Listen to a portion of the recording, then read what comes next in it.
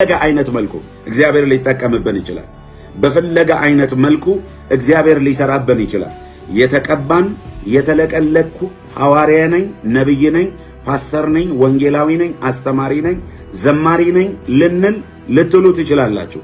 ነገር ግን የፈለገ እንቀባ፣ ከሰማይ እሳትን አውርድ፣ ከሰማይ በረዶም ማውረድ፣ እሳትን ማውረድ፣ ምንም አውረድ።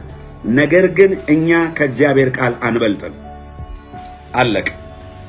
እኛ ከእግዚአብሔር ቃል አንበልጥም። የተሰጠን ሐዋርያዊ ስልጣን፣ የተጠራነው ሐዋርያዊ ጥሪ፣ ነብያዊ ጥሪ፣ መጋቢያዊ ጥሪ፣ አስተማሪያዊ ጥሪ፣ ሰባኪነት ጥሪ፣ የዝማሬ ጥሪ፣ የትኛውም የመንፈስ ቅዱስ ስጦታዎች የተሰጠን የጸጋ ስጦታ አካሉን እንድናገለግልበት ነው። ህዝቡን በአግባቡና በስርዓቱ እንድናገለግልበት ነው እንጂ የራሳችንን መሻት የራሳችንን ምኞት የምናስፈጽምበት አይደለም። የራሳችንን ፍላጎት የምናስፈጽምበት አይደለም ወንድሞቼና እህቶቼ። ስለዚህ አሁን በጣም የሚያሳፍር አይነት ደረጃ ላይ እየመጣች ነው ያለችው የኢትዮጵያ ቤተክርስቲያን አገልጋዮች።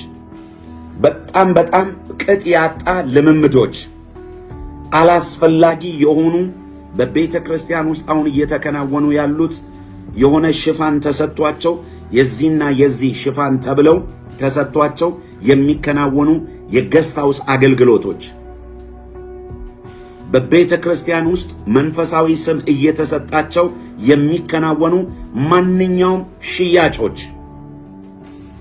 ከእግዚአብሔር ቤት ውስጥ ተነቅለው መሄድ አለባቸው።